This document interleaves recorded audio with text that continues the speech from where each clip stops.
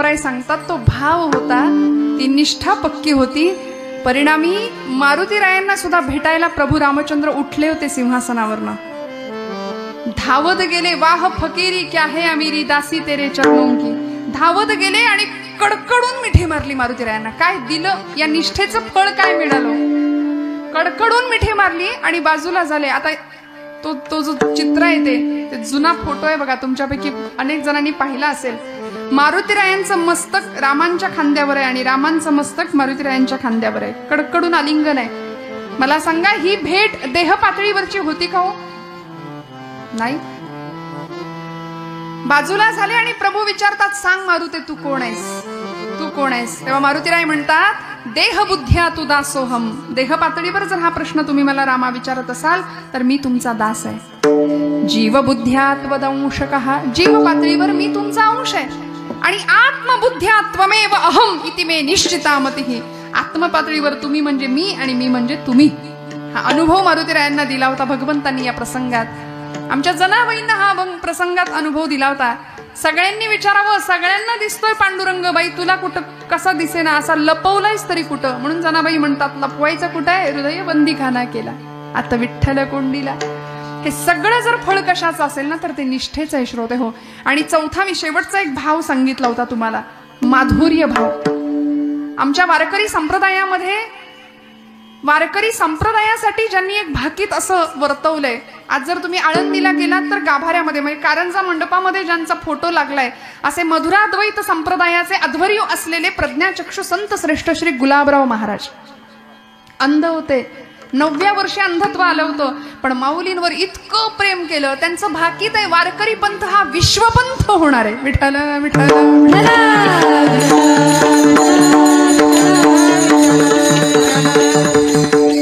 आणि गुलाबराव महाराजांचं जी भक्ती होती की नाही त्याला माधुर्य उपासना म्हणायचे. गोपी भावामध्ये पुरुषाचा देह पुरुषाचा, पण भक्ती मात्र स्त्रीची, वात्सल्य स्त्रीचं. आमच्या सातारकडे तुम्ही आलात तर गोंदवलेकर महाराज, ब्रह्मचैतन्य गोंदवलेकर महाराज नावाचे संत आहेत. त्यांचे गुरुजी आपल्याच जवळ नांदेड जिल्ह्यामध्ये उमरखेड तालुक्यामध्ये येहळगाव नावाचं गाव आहे. त्या गावचे संत श्रेष्ठ श्री तुकामाई तुकाराम चैतन्य असं त्यांचं नाव. मधुरा भक्तीची उपासना आहे, राधा भावात. देह पुरुषाचा, पण कधी कधी स्त्रीचे अलंकार परिधान करावेत. लोकांनी त्यांना वेड्यात काढावं. अशी माणसं समाजाला विक्षिप्त वाटतात श्रोते हो, आमचे अलीकडचे अनेक संत. पण ते कुठल्या स्थितीला गेलेले असतात माहितीये का? असो ऐसा कोठे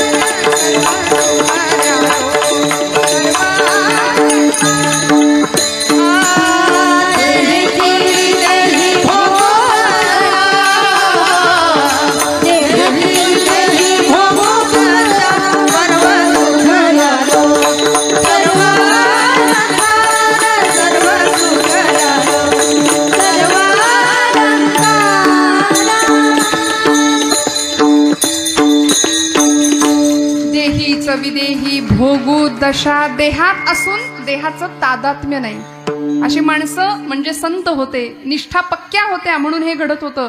तुमच्या माझ्या निष्ठा पक्क्या नाही. कीर्तनावर तरी निष्ठा आहे का आमची? नाही म्हणताय, नाही म्हणताय. मस्त माना हलवतात, अजिबात नाही. आपण बसलो कशाला इथे? विठ्ठल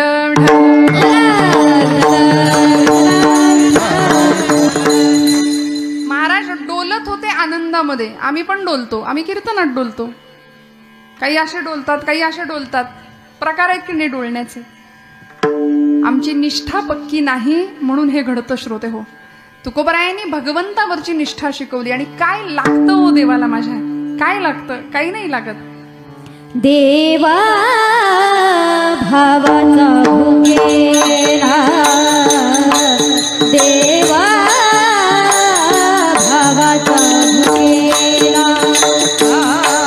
देवा भावाचा भुकेला, देवा भावाचा भुकेला, वैकुंठ सोडून याला, वैकुंठ सोडून याला, सोडून याला, देवा भावाचा भुकेला, देवा भावाचा भुकेला, देवा भावाचा भुकेला, वैकुंठ सोडून याला, वैकुंठ सोडून याला, सोडून याला,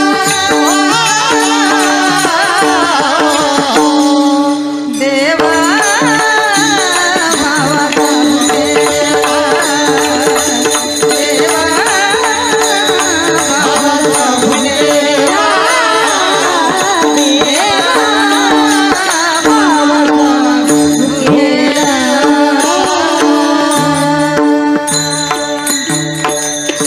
कशाची भूक आहे त्याला? देवभावाचा भुकेला. त्याच्यासाठी तो वैकुंठ सोडून आला हो तुमच्या माझ्या करता. आणि खरं सांगू का, त्याच्यावर प्रेमाने निष्ठेने भक्ती करणारं कुणीच नाही. आम्ही सगळे लबाड भक्त आहे, नतदृष्ट माणसं, आम्ही नतदृष्ट. आम्ही लबाड भक्ती करतो आनंदाने. फक्त त्याला मागणारे संत, निष्ठेने त्याच्या पायी जाणारे आणि त्याकरता वाटेल तो त्याग करण्याची तयारी असलेले संत, हे फक्त संतच होते. भागवतातला प्रसिद्ध श्लोक आहे, त्रिभुवन विभव हे तवेप्य कुंठ स्मृतिरजितात्मसुरादिभिर्विमृग्यात न चलति भगवत पदारविंदा लव निमिषार्धमपि यस्य वैष्णवाग्रहा. वैष्णवाची, भक्ताची खरी व्याख्या भागवतकार सांगतात आम्हाला की त्रिभुवनाचं वैभव जरी कुणी पायाशी आणून ठेवलं की घे बाबा हे तुझं आहे म्हणून, भरपूर ऐश्वर्य मिळालं, अचानक सगळं दारिद्र्य संपलं आणि भरपूर ऐश्वर्य पैसा मिळाला, तरी सुद्धा ज्यांची ईश्वरावरची निष्ठा तिळमात्र ढळत नाही, खरे महापुरुष ते असतात. खरा देवभक्त तो असतो, खरा देशभक्त तो असतो. देवभक्तीविषयी वाटेल तेवढे आपल्याला उदाहरणं सांगता येतील, भरपूर दृष्टांत देता येतील की जिच्यासाठी पांडुरंग परमात्मा आला तिची निष्ठा पक्की होती. जात्यावर जळायला बसायची आमच्या जनाई माता आणि पांडुरंगाला बोलवायच्या, जनी मांडते दळणा नाम ओठी घोडते, भारी जडवे जाते तुझी या विना, भारी जडवे जाते तुझे या विना. ये गए गवीठा बाई बाई, ये गए गवीठा बाई बाई, ये गए गवीठा बाई बाई, ये गए गवीठा बाई.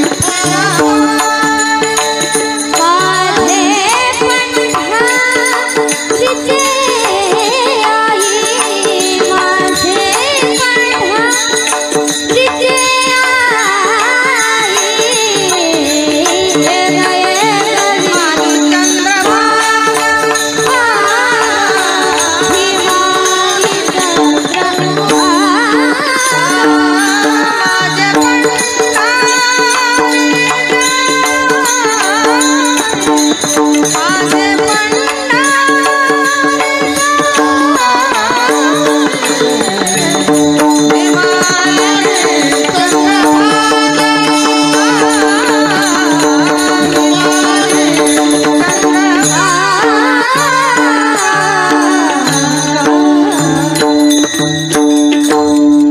पंढरीचे द्यावी आणि भगवंत यायचे.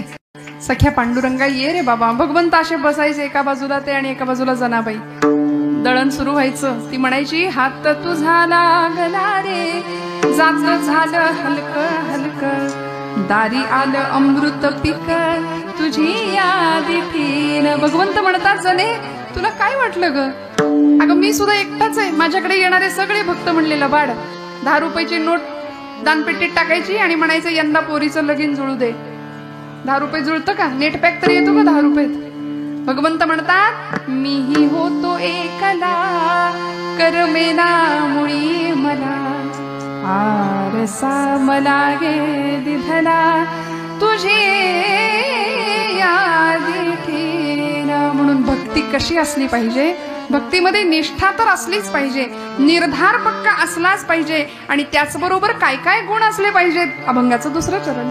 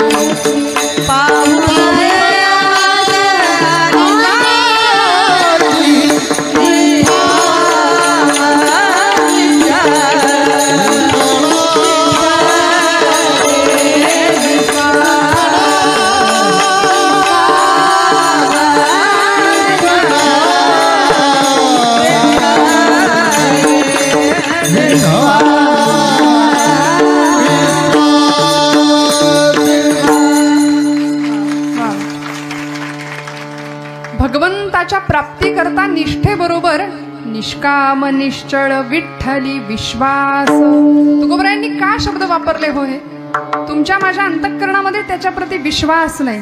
विश्वास नाही. काय झालं? एक डोंबाऱ्याचा खेळ चालू होता. चालतो का इकडे डोंबाऱ्याचा खेळ? अजूनही दिसतो. आता आमच्याकडे बंदच झाले, दिसतच नाही. तर त्या खेळामध्ये काय असतं? दोरी बांधलेली असते. त्या दोरीवरनं तो माणूस चालतो किंवा ती बाई चालते, आहे की नाही? तर असाच एक खेळ चाललेला. 2 इमारतींच्या बरोबर अशी छान मध्ये दोरी बांधलेली. त्या दोरीवरून तो माणूस चालत होता. चालत असताना त्यांनी त्याच्या लेकराला खांद्यावर घेतलं होतं आणि त्या दोरीवरनं तो छान अनुसंधान करून चालत होता. सगळी गर्दी जमलेली, थाळी फिरायला लागली, पैसे जमले आणि सगळं झाल्यानंतर तो अगदी व्यवस्थित शेवटच्या टोकापर्यंत पोहोचला. खाली उतरला, टाळ्या पडल्या, भरपूर टाळ्या. तो म्हणाला मला हे परत करायचंय, मी करू शकतो का? सगळे जमावातली माणसं म्हणली हो हो, आमचा तुझ्यावर विश्वास आहे. नीट ऐका बरं, आमचा तुझ्यावर विश्वास आहे, तू हे करू शकतोस, परत करा म्हणाले, आम्हाला बघायचंय. तो म्हणला नक्की मला जमेल का? हो जमेल म्हणाले, आमचा तुमच्यावर विश्वास आहे, करा. तो माणूस म्हणाला मी करतो, पण म्हणले माझं लेकरू नको, आता यावेळी तुमच्यापैकी कोणाचं तरी लेकरू द्या, त्याला खांद्यावर घेतो आणि मग चालतो म्हणाले. चालेल का? सगळे मागं सरकले. इंग्रजीमध्ये 2 शब्द आहेत, बिलीव्ह आणि ट्रस्ट असे 2 शब्द आहेत. असं आहे, you only believe in God but you don't trust him. आपण फक्त त्याच्यावर असा वरवर विश्वास ठेवतो. ज्याला ट्रस्ट, का बरं 2 शब्द ठेवले असतील? पूर्ण समर्पण भावाने आम्ही त्याच्यावर विश्वास ठेवतच नाही. आम्ही नाही ठेवत. स्वतःला देऊन टाकणं म्हणतात की नाही, मन बुद्धी अहंकार सर्व ज्ञानेंद्रिय कर्मेंद्रिय पंच ज्ञानेंद्रिय पंच कर्मेंद्रिय मन आणि बुद्धी, ह्या 8 प्रकृती याला गीतेमध्ये म्हटलंय. आणि ह्या सगळ्या प्रकृती तिथं नेऊन वाहायच्या भगवंताकडं आणि स्वतः मोकळं राहायचं. निष्काम तुकोबराय सांगतात. निष्काम. आम्ही सगळे सकाम भक्ती करतो. सध्या मिशनपेक्षा कमिशनला जास्त महत्व आहे. विठ्ठल विठ्ठल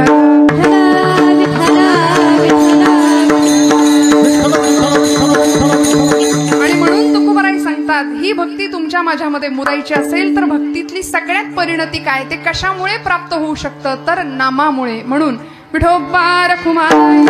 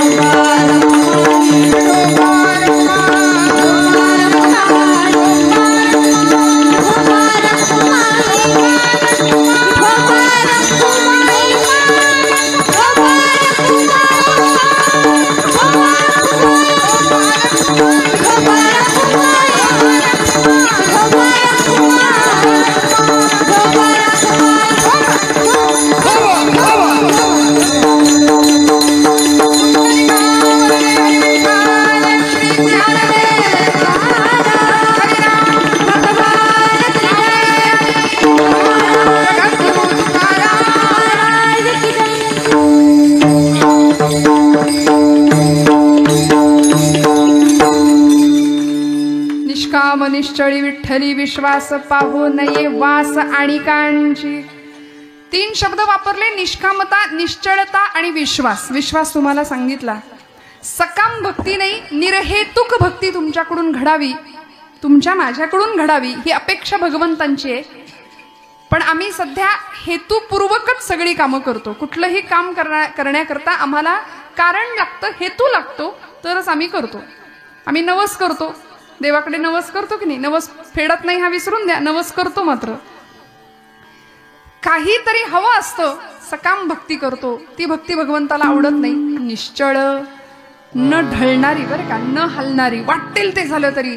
आता मी देवनिष्ठा तुम्हाला सांगितली, पतिनिष्ठा आपल्याला माहिती आहे, देशनिष्ठा आपल्याला माहिती आहे. तुळशीचा विवाह सगळीकडे चालू आहे. उद्या ग्रहण म्हणून आजच सगळे उरकून घेत आहेत.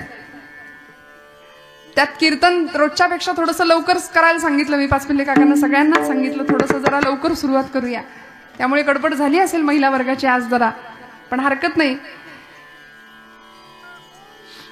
ही पतिनिष्ठा, महासती वृंदेचं पातिव्रत्याचं तेज आपल्याला माहिती आहे. ज्या रुक्मिणी आई जगदंबेनी, रुक्मिणी मातेनी भगवंताला मिळवण्याकरता जो प्रयत्न केला होता, ती पतिनिष्ठा. भागवतामध्ये 7 श्लोकांचं पत्र लिहिलं होतं. विश्वातलं सगळ्यात मोठं प्रेमपत्र असं व्यासांनी नामकरण केलं त्याला. कसा विवाह आहे भगवंतांचा रुक्मिणी आई सोबत. श्रुत्वा गुणान भुवन सुंदर शृण्वतांते निर्विश्य कर्ण विवरैर हरतोंगतापम रूपम वृषां ऋषिमताम अखिलार्थ लाभम त्वय्यच्युता विशति चित्तमपत्रपम मे. विश्वातलं सगळ्यात सुंदर पत्र आई रुक्मिणीने भगवंताला पाठवलं होतं आणि तो विवाह झालाय. आपण आता ती कथा ऐकतच आहात, मी वेगळं काही नाही सांगणार. आणि अशी एक पतिव्रता स्त्री या देशाने पाहिली की जिचा पती खऱ्या अर्थी देशनिष्ठा ज्याच्या अंतःकरणामध्ये होती. असा एक उदाहरण तुम्हाला सांगते आणि आपण पटकन पुढे जाऊया. काय घडलं बघा. लंडनमध्ये शस्त्रास्त्र निर्मितीचा उद्योग करत होते आणि गुप्त पद्धतीने देशनिष्ठा सांगते तुम्हाला. देवनिष्ठा झाली, पतिनिष्ठा झाली. आपल्या मातृभूमी प्रती काय त्याग करता येतो. गुप्त पद्धतीने शस्त्रास्त्र भारतामध्ये पाठवली, बॉम्ब पाठवला, पिस्तूल पाठवली आणि भारतामध्ये इंग्रजांचं राज्य चालू आहे. 150 वर्ष इंग्रजांच्या आधिपत्याखाली आमचा भारत देश आहे. इंग्रजांचा स्वाभिमान स्वतःच्या टाचेखाली इंग्रजांनी तुडवलाय भारतीयांचा. परिणामी उद्रेक झाला असंतोषाचा आणि भारतामध्ये जॅक्सन नावाच्या एका इंग्रजी अधिकाऱ्याची हत्या केली. अनंत कान्हेरे नावाचा एक क्रांतिकारक पिस्तुलाच्या साह्याने गोळीबार केला. सगळं इंग्रज सरकार हादरलं. भारतामध्ये पिस्तूल आलं कुठून? बंगाल प्रांतामध्ये खुदिराम बोस नावाचा एक क्रांतिकारक होता. त्यांनी बॉम्बचा धडाका केला. सगळ्या इंग्रजांना वाटलं भारतात बॉम्ब गेला कुठून आणि मग खटला चालवला. लंडन मध्ये ही जी व्यक्ती हे सगळे उद्योग करत होती ना, त्या वैनतेयाचं, त्या महात्म्याचं नाव आहे स्वातंत्र्यवीर विनायक दामोदर सावरकर. जहाजात घातलं, पकडून भारतात आणायचं ठरलं. खटला भारतामध्ये करायचा होता, चालवायचा होता. त्या जहाजाच्या मध्य समुद्रामध्ये जेव्हा ते जहाज आलं ना, तेव्हा पाण्यामध्ये उडी टाकली. आपल्याला माहिती आहे जगामधल्या 2 उड्या प्रसिद्ध आहेत. एक समुद्राच्या जमिनीवरून अशी जन्मल्याच आकाशाच्या दिशेने घेतलेली उडी, एक समुद्रावरून घेतलेली मारुतीरायांची उडी आणि दुसरी जहाजातून पाण्यात घेतलेली उडी. बाकी उड्या बऱ्याच आहेत, दोरीच्या उड्या आहेत, लांब उड्या आहेत, है की नाही? अशा उड्या आम्ही मारत बसतो. पण या 2 उड्या जगप्रसिद्ध ठरल्या. सावरकरांची पाण्यात टाकलेली उडी मध्य समुद्रामध्ये. चेष्टा नव्हती. मोठमोठे मासे मध्य समुद्रामध्ये, अंग सगळं ओरबाडले. त्या टॉयलेटच्या खिडकीमधनं सावरकरांनी काच फोडून बाहेर अंग टाकले स्वतःच. सगळ्या काचा सर्वांगाला ओरखडलेल्या आणि अशा अवस्थेत खाऱ्या पाण्यामध्ये उडी टाकायची. काय दाह झाला असेल देहाचा. उडी टाकली. इंग्रजांना ते पकडले गेले. इंग्रजांकडून परत भारतात आणलं. खटला चालला आणि सावरकरांना विचारलं होतं, तुम्हाला भीती नाही का वाटली? निष्ठा अशी होती देशाप्रतीची. सावरकर म्हणले, मी का घाबरू? मृत्यू मला घाबरून पळत होता. मी पोहत होतो समुद्रामध्ये, मृत्यू माझ्या समोर घाबरून पळत होता. मी मृत्यूला बोलवत होतो. मी घाबरतच नाही, कारण मला गीतेचं तत्वज्ञान माहितीये. भगवान गोपाल कृष्णांचं नैनं छिंदन्ति शस्त्राणि नैनं दहति पावकः न चैन क्लेदयन्त्यापो न शोषयति मारुतः. मी गीतेचं तत्वज्ञान जाणतो. माझा देह नश्वर आहे पण मी अमर आहे. ही निष्ठा होती. आणि आज जर तुम्ही पुण्याला आलात कधी, तर पुण्यामध्ये डेक्कनच्या चौकामध्ये खूप सुंदर स्मारक आहे सावरकरांचं. त्याच्यावर वाक्य लिहिली आहेत, सावरकरांचे शब्द आहेत. आणि सुधीर फडके महाराष्ट्रातले उत्तम गायक बाबूजी म्हणायचे लोक, त्यांना त्यांची चाल आहे, अनादिमी अनादिमी अनादिमी अनंतमी अवध्यमी भला अनादिमी. तबल्याला अवध्यमी भला मारिल रे पूजा जगती असा गवण जन्मला. अनादिमी मी अनादिमी मी अनादिमी अनंतमी अवध्यमी भला मारिल रे पूजा जगती असा गवण जन्मला. अनादिमी अट्टहास करीत जरी धर्मधारणी मृत्यूशीच काठ घालुनी घुसेरणी अग्नी जाणी मजसीरा खड्ग छेदितो देऊनी मला ध्यान मृत्यू पडत सुटतो पुढारितो तयास मृत्यूच्याच भीतीने भीमो मजसिये भीमो मजसिये भीमो मजसिये. अनादिमी अनादिमी अनंतमी अवध्यमी भला मारिल दिपु जगती असा गवण जन्मला. अनादिमी अनादिमी अनादिमी. मी अनादि आहे, मी अनंत आहे. आणि खटला चालला मुंबईच्या डोंगरीला नावाच्या ठाण्याजवळ असलेलं ते कारागृह. तिथे खटला, तिथे त्यांना कैदेत टाकलं गेलं. 50 वर्ष काळ्या पाण्याची शिक्षा सुनावली गेली. आणि आता शिक्षा होती अंदमानची काळं कोठडी. आपल्या सगळ्यांना इतिहास माहिती आहे. अंदमानची 50 वर्षाची काळं कोठडी. पण त्याआधी मुंबईला एका तुरुंगात असताना बायको भेटायला आली आहे. पतिनिष्ठा ऐका. बायको भेटायला आली आहे आणि तिने विचार केला होता की आपला नवरा परदेशात गेलाय, बॅरिस्टरीचा झगा पांघरून येईल, पैसा मिळवू, थाटात संसार करू, प्रपंच करू. अहो त्यांनी काही स्वप्न बघितली नसतील का? मस्त 2 BHK 4 BHK घ्यायचा, बंगला बांधायचा, जागा घ्यायची, जमीन सगळं मस्त राहायचं आनंदात. काही नडलं होतं का सगळं हे करायचं? पण का केलं? ही निष्ठा होती. निष्काम निश्चळी विठ्ठली विश्वास. आपल्या ध्येयावरचा विश्वास आढळता होती. ती पत्नी 18 वर्षाचं वय होतं. यमुना नाव तिचं. माई म्हणायचे सावरकर आपल्या बायकोला. आणि ती भेटायला आली सावरकरांना. सावरकर तुरुंगाच्या त्या सळीच्या मागे कैद्याच्या वेशातला साखळदंडांनी जखडलेला आपला नवरा तिने पाहिलं समोर. आणि सावरकर सहज समोर आले आणि हसले. म्हणले, माई, या वेशात मला ओळखलं नाही ना तुम्ही? आपला पती विलायतेहून बॅरिस्टर होऊन येईल, पैसा मिळवू, थाटात संसार करू असा विचार तुम्ही केला असशील. पण खरं सांगू का, काट्या कुट्या जमवायच्या, त्याच्यात घरटी बांधायची आणि पिलांची वीण वाढवायची. याला जर प्रपंच असं म्हणत असतील ना, तर असा प्रपंच चिमण्या कावळे सगळेच करतात. जमवाजमव करायची, प्रपंच करायचा, पोरं बाळ जन्माला घालायची. याच जर नाव प्रपंच असेल तर हा प्रपंच चिमण्या कावळे सुद्धा करतात. माई, मला माझा देशाचा प्रपंच करता आला, यात धन्यता माना. बायकोला सांगितलं, मला माझ्या देशाचा प्रपंच करता आला, यात धन्यता माना. मी तुम्हाला कसलं सुख मिळू दिलं नाही, प्रपंचाचं कसलं सुख मी तुम्हाला दिलं नाही. बायकोशी संवाद चाललाय. बरं, तुरुंगाच्या आतमध्ये असलेला नवरा आहे सावरकर. काय त्याग म्हणतात, सोपं नाहीये.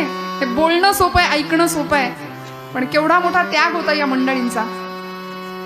म्हणाले, मी कसलंच तुला सुख दिलं नाही. दर वटपौर्णिमेला वडाला फेऱ्या घालताना हाच पती जन्मोजन्मी मिळावा असं तू म्हणावंस तरी कसं ग? कसं म्हणावं? मी तुला किती त्रास दिला या जन्मात, जन्मोजन्मी हाच नवरा मिळावा असं तू म्हणावंस तरी कसं? सावरकरांची पत्नी 18 वर्षाचं वय होतं त्या पोरीचं. खाली वाकल्या आणि तुरुंगाच्या सळीतनं हात आतमध्ये घातला. पायाला स्पर्श करणार सावरकर मागे सरकले. म्हणले, माई काय करता? ती काय म्हणाली माहितीये? पाय बघून ठेवते, पुढच्या जन्मात चुकायला नको. पाय बघून ठेवते, पुढच्या जन्मात चुकायला नको. कारण या जन्मामध्ये स्वतःची चूलबुळकी फोडून, स्वतःचा प्रपंच फोडून राष्ट्राचा प्रपंच करणारा पती पुरुषोत्तम भगवंतांनी जर मला या जन्मात दिलाय, तर जन्मोजन्मी हाच पती मिळावा. याला म्हणायचं पतिनिष्ठा. एवढा त्याग, ही देशनिष्ठा होती. अनेक उदाहरण आमचे छत्रपती शिवाजी महाराज असतील, सावरकर असतील, भगतसिंग असतील. 22-23 वर्ष हे फासावर जाण्याचं वय होतं का? इकडे फाशीचा कार्यक्रम चालू आहे आणि भगतसिंगांची आई ढसाढस रडतीये. लोक विचारतायत, आई साहेब तुम्ही का रडता? भगतसिंगांच्या मातोश्री म्हणतात की मेरा भगत जा रहा है इसलिए मैं नहीं रो रही हूं. माझा भगत निघून चाललाय, त्याला फाशी दिली जाते म्हणून मी रडत नाहीये. तर माझा एकच पुत्र मी या देशाला देऊ शकले म्हणून मी रडतीये म्हणाले. याला म्हणायचं देशनिष्ठा. केवढा मोठा त्याग श्रोते हो. आणि हा त्याग तुम्हाला मला जमावा याकरता तुकोबराय आम्हाला ही आचारसंहिता भक्ताची सांगतात. काय असलं पाहिजे भक्त म्हणवून घेण्याकरता? निष्काम निश्चळी विठ्ठली विश्वास, पाहो नये वास अणिकांची. श्रोते हो, तुमचं माझं काम काय आहे? काय करायचं तुम्ही? आम्ही कीर्तन ऐकलं, कथा ऐकली, रोज नवीन नवीन, आज महिला सप्ताह सुरू आहे, रोज नवीन कीर्तनकार येऊन तुम्हाला काहीतरी सांगतायत. आम्ही काय करायचं? सप्ताह संपला, झालं जैसे थे, है की नाही? पहिले पाडे काही ते आपल्याकडे म्हण आहे ना. आमच्या लेवलवर आम्ही काय करायचं? आमच्या पातळीवर आम्ही काय करायचं? आम्ही काहीतरी देणं लागतं की नाही या मातीचं, या समाजाचं, या राष्ट्राचं, या देशाचं.